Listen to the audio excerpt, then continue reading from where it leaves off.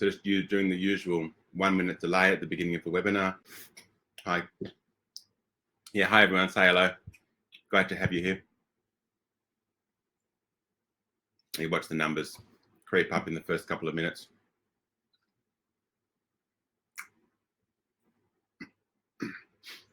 Great to see everyone in the chat. That's fantastic. So I'm hoping that you'll use the chat during the session. It is being recorded, and you will get a link if you've registered.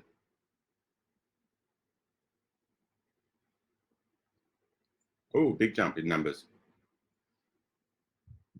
And stabilized, and we will start. Hi, everyone, and welcome to today's Uprise webinar on the topic of finding meaning and purpose. What a huge topic.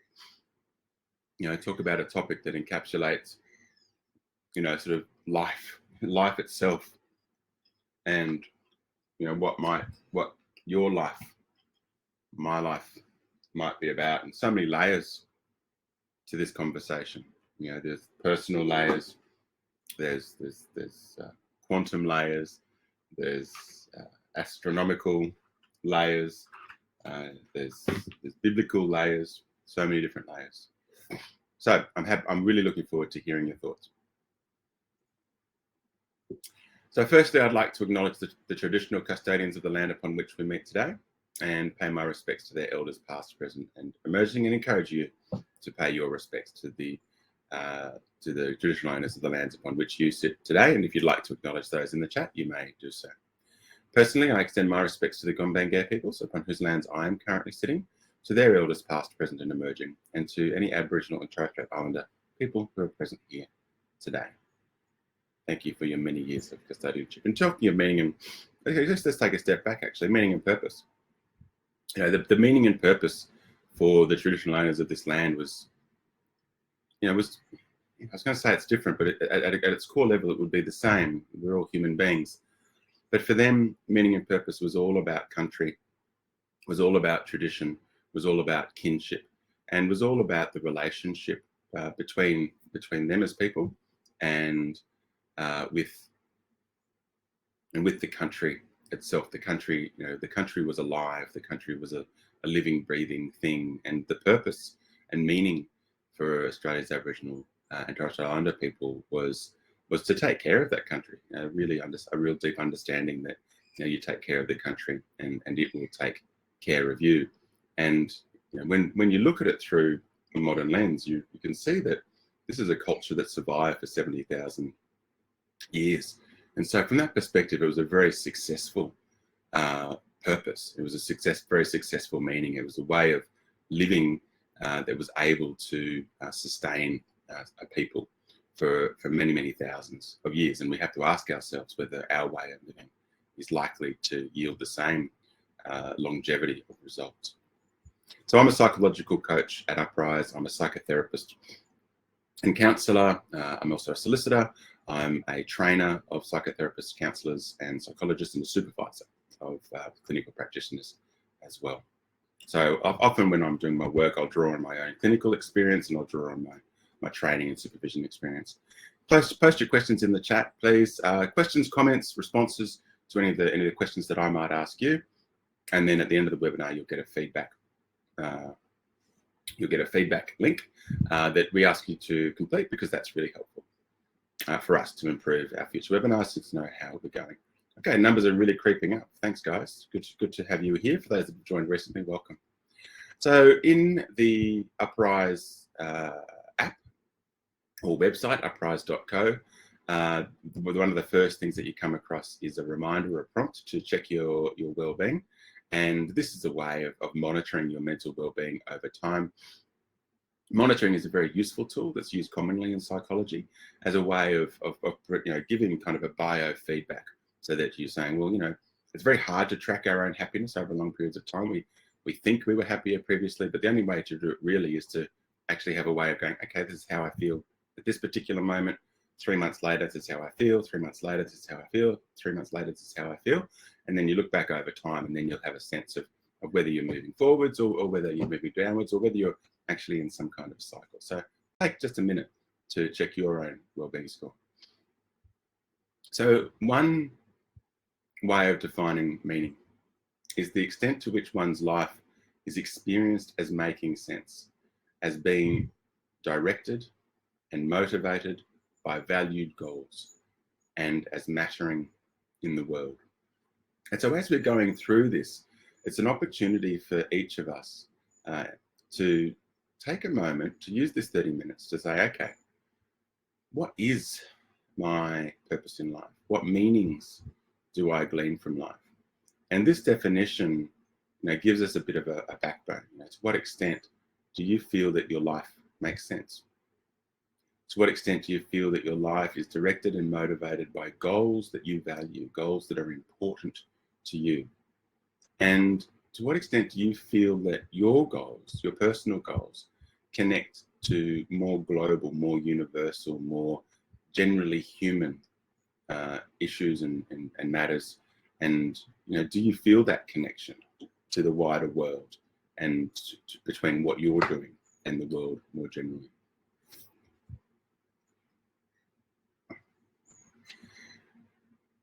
We don't really have a good handle on meaning in the psychological sciences.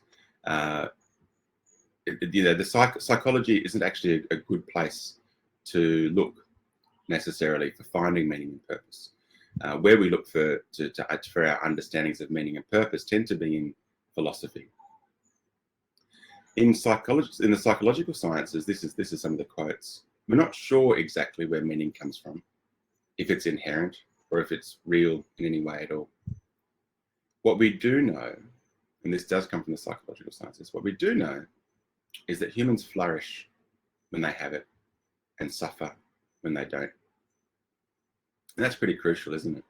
And it just talks to the centrality of meaning in our lives. I think I've been watching a show. I don't know who else has been watching Alone. Just give us a wave or thumbs up or something if you've been watching Alone recently on SBS. I've been finding it really interesting from a psychological perspective. It's a program about survival, and you think it's going to be a program about survival, and then very quickly you realise it's not about survival. It's about aloneness, and it's about humans' capacity to be on their own. And I think we really underestimate the importance of relationships, human relationships to us, right up until we don't have them. And it's at that point that we realise how valuable they are to us. Meaning and purpose, I think, is very much the same. If you've got a life that's fairly meaningful and purposeful, then you don't really recognise the importance of it. It's just something that you do, something that you take for granted. But when you find yourself living a life without meaning, without purpose, or the purpose that you had, you find that the purpose that you had is stripped away from you. And so this will be the experience of people in flood-affected areas. My personal experience was in bushfire-affected areas. And what happens is that when this event comes through, you're kind of busy with your life, you're doing your things, you're involved in your community, and then suddenly this massive event comes through, and literally, bushfire comes raging through, the flood comes raging through, and suddenly that old meaning and purpose is gone. Now, you might find a temporary meaning and purpose in the recovery process, in the rebuilding process, in the bringing the community together process. But what happens after a lot of these events is that people lose their pre-existing meaning and purpose, and then they try and get it back. And in trying to get it back, they realize that the meaning and purpose that they had in their lives actually doesn't hold the same meaning that it had before, and they need to start again. They just literally need to push the reset button on who am I? Why am I here? Why am I doing the things that I'm doing? So the sources of meaning and purpose that we know about, personal identity, having a sense of, who I am, this is me. Having a purpose, having a goal. So having a goal is really helpful. And, we've known this in psychology. It's used in life coaching very effectively. It's used in organizations very effectively. We set a goal. Once we set that goal, it gives our minds a future point. Just trying to get my hand on the screen, a future point to aim towards. And then that future point to aim towards psychologically gives us a sense of purpose.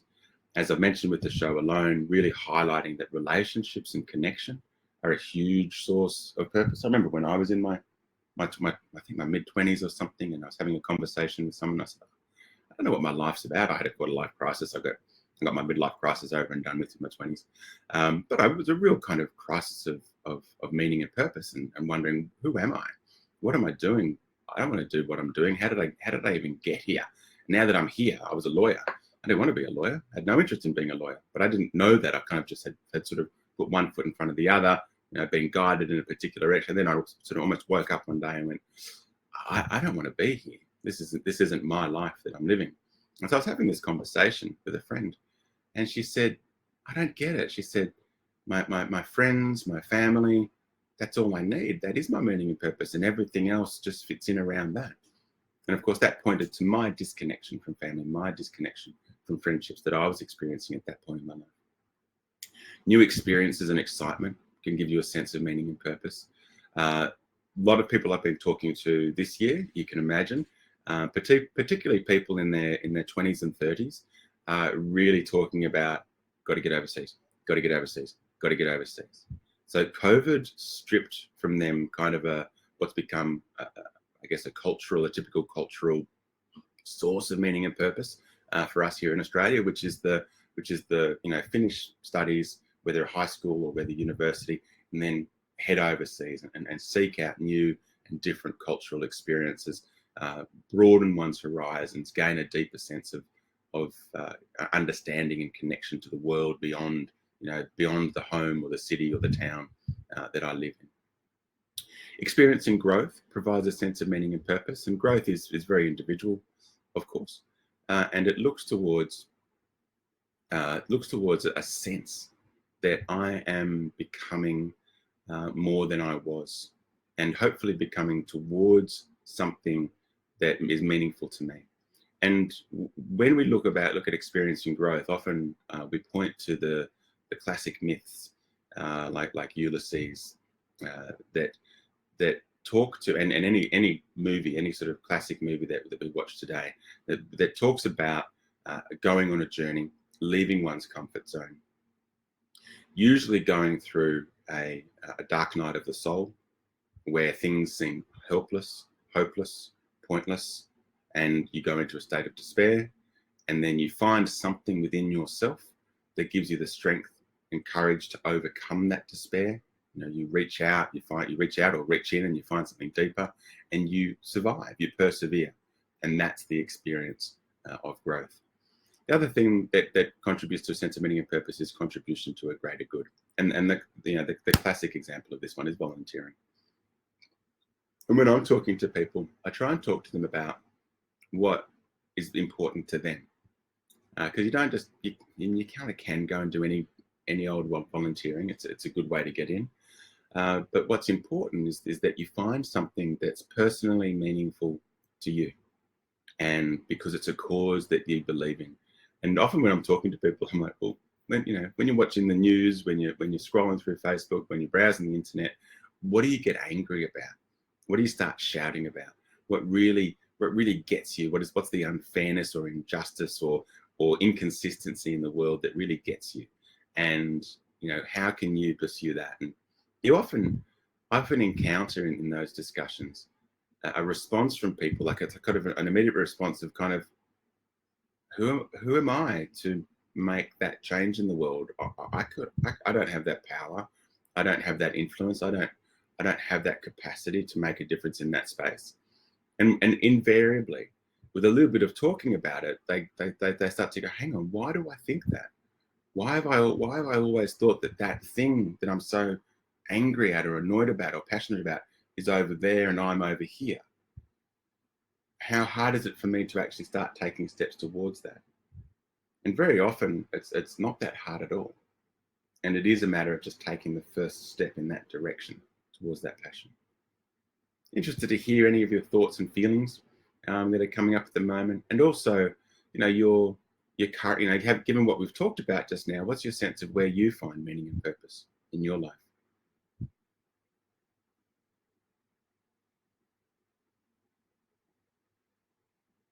I can't see when people are chatting. At least in Teams, I can see that, oh, this person's typing, that person's typing, helping others. Where do you find it in your life? Come on, we've got 100 people in the room. It's got to be at least 100 responses, probably more. Family,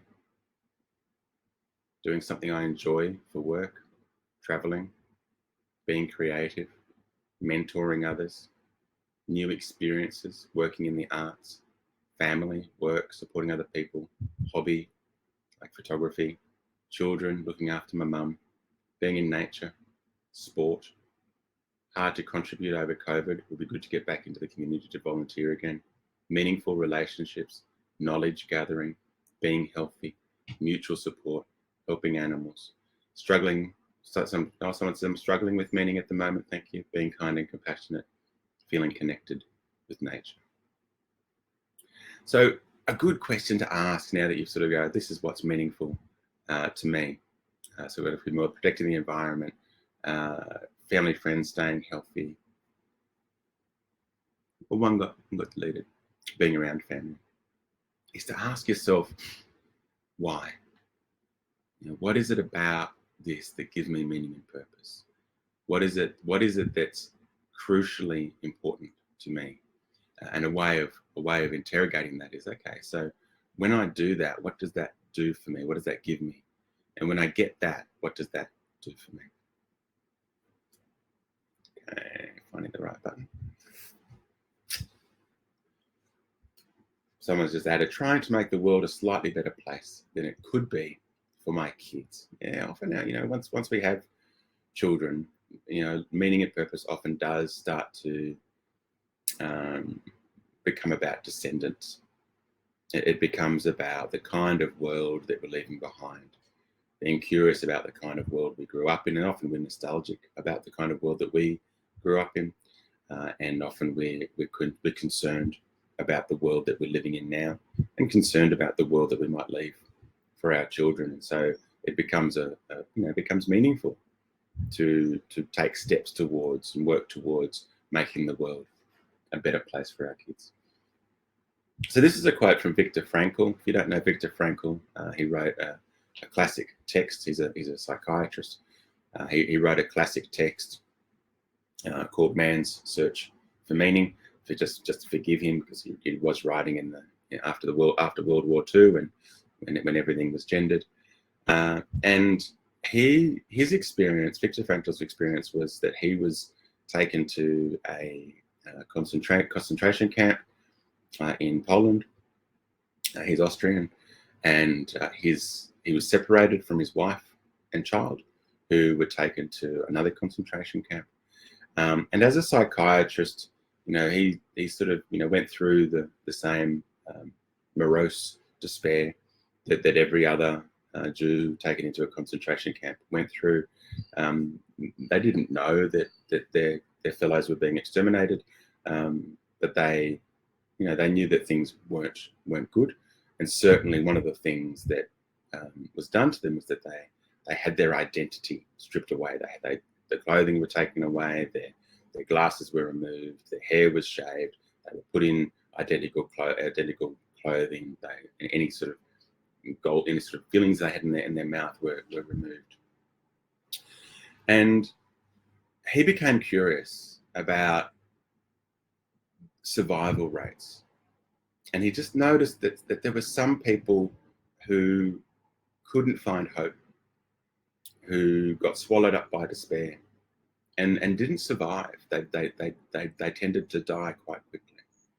And then he noticed that there were other people that tended to persevere, to look and to find every little possibility for hope, every little way of fighting back, every little opportunity for safe resistance. They would take it. And he realized that he was one of those people.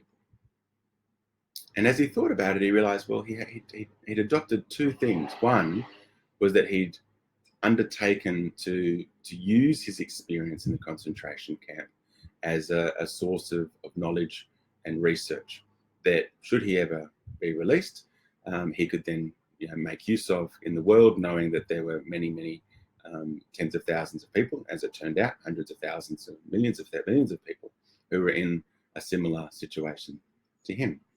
And he also realized that he was holding on to hope. He was holding on to the possibility that his wife and child might be alive, and that he might be reunited with them after the war. And this, he realized, was the thing that kept him and the other people who stayed alive, kept them hopeful, was meaning and purpose, had a reason to stay alive.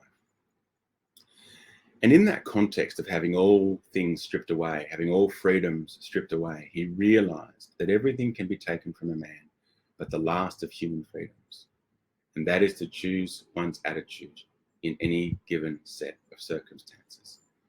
And this fundamental core aspect of freedom forms the essence of existential philosophy, and also existential approaches to therapy, of which there's many, and of which many even contemporary psychological approaches sort of draw on these ideas to realize that freedom isn't necessarily about doing what you want when you want. Freedom is about choosing how you respond to any given situation, and realizing that people can take anything away from you, but they can't take that away from you. And so there's meaning in how you choose to respond to your circumstances. Yeah, there's meaning in the capacity to decide for yourself how you want to feel, how you want to respond, how you want, what mood you want to bring, what attitude you want to bring to whatever's happening around you. Now, exercising that freedom is really difficult, because as living beings, we're subject to conditioning. And conditioning sort of belongs at the opposite end of the therapeutic spectrum. It belongs to behaviorism and behavioral therapy, which is the kind of the cornerstone of the psychological approach. Because, behavior is measurable. And all behavior, in that model, all behavior is conditioned.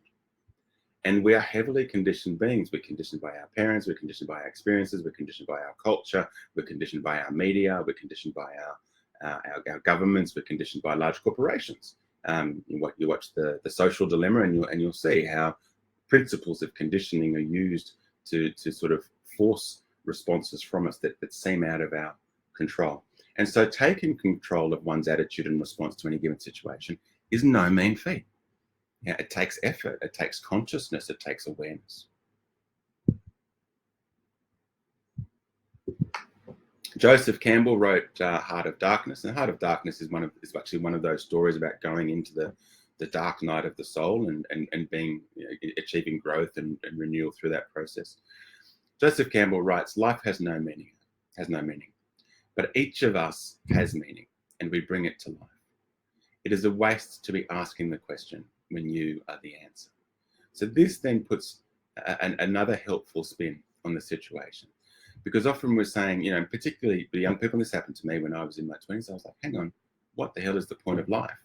And Friedrich Nietzsche kind of kicked all this off in the modern era, when he sort of turned his back on God. And Friedrich Nietzsche was the dean of a central university in Germany, and dean of philosophy. And he realized that in order to actually be free in his thinking, he had to give up his position, because within the university, within the very, very Catholic Church dominated Europe that he lived in, within a monarchy, there were certain requirements about how he would think philosophically. And so he left, and he was cast adrift, and he was supported by the composer Wagner, and that's where he did most of his writing. And he did a lot of writing about, one of his main books is called, I think it was a book. It was one of his lines is "God is dead," and what he meant was, okay, if there's no God, what then? What does it mean to be a human being? And that's been very influential. If you think about where we're up to in our society and how we live in a very much a secular society now, you can see how those ideas have actually filtered through and throughout the culture, where many of us are able to go, you know what, I don't need God to have meaning and purpose. Many people still, find purpose and meaning through God and God's words and Allah's words and other religious teachings. And that's fine. But it's what Joseph Campbell is suggesting, and what Nietzsche was suggesting, was that we need to look to ourselves to go, okay, what is meaningful to me? Looking outside actually is often not helpful. Frankl also went on to say, for the meaning of life differs from person to person, from day to day, and from hour to hour. What matters, therefore, is not the meaning of life in general, but rather the specific meaning of a person's life at a given moment. So we're often looking for this kind of great meaning and purpose, but actually where the thinkers of the past are suggesting we focus is, first of all, on ourselves and what's important and meaningful to us. And in a moment, I'm going to talk about values, because on the one hand, we have goals, but on the other, we have values. Values tend to be intrinsic. Goals tend to be something that we aim for in the future.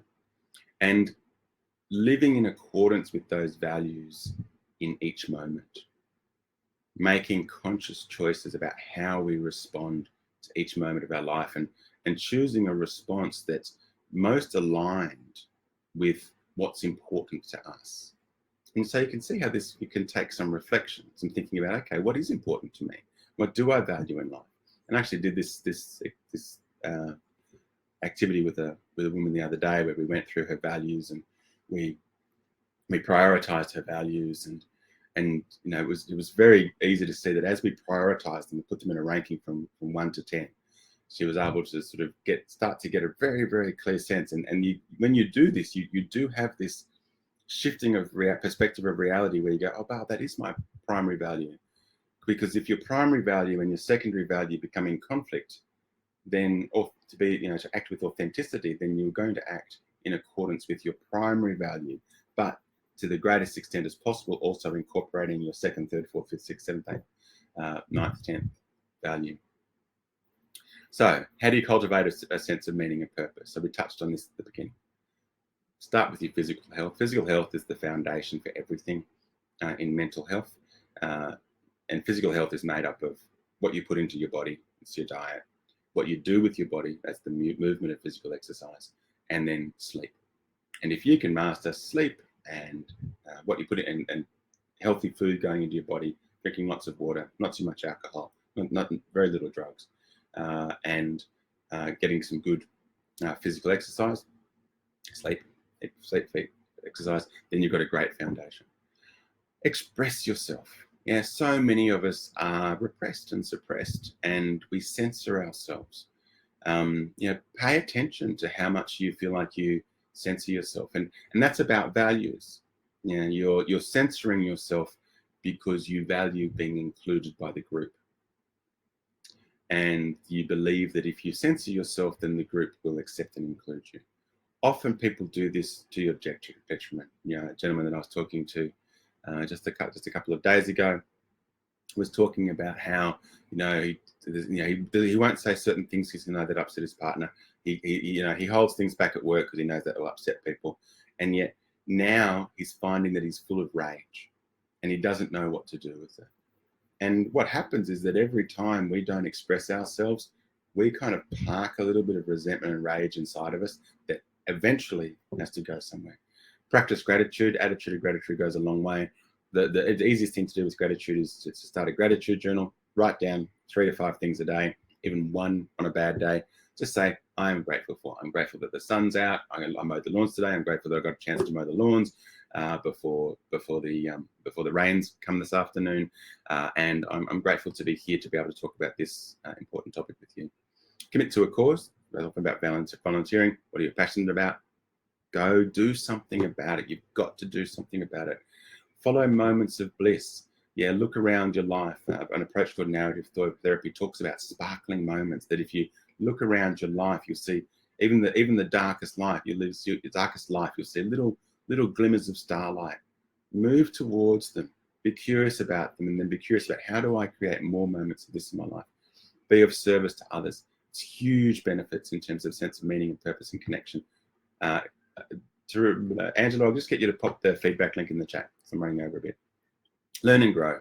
Go back and do a course you've always wanted to do. That's a topic that often comes up in conversations. I always wanted to do. There's my alarm. Always wanted to do this. No, I haven't done it. It's too late now. Had someone saying to me, "Oh, look, I'm almost 40. It's too late to go back to uni now." And I said, "Oh my God, my brother-in-law is 44. He's gone back to study law. My other mate was 43, and he enrolled in a medical degree. My sister was 42 when she enrolled in a veterinary science degree, and all of them, You know, one's now a lawyer, one's now a doctor, one's now a veterinary surgeon, and they're all doing things that they love doing, and they weren't scared to try.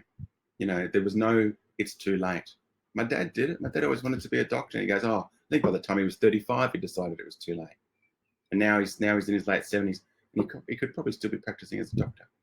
All right, so in Uprise, we've got a personal values module. You can go into the Uprise app. You should all have it, well, most of you, if not all. Have a look at the app, do those exercises, reveal your personal values, and see if you can live a life in accordance with them. All right, we'll finish it there. There's the key takeaways. Thanks, everyone. Great to be with you today. Hope you took something and take something from today's webinar. I hope you find that meaning and purpose in your own life. Thank you.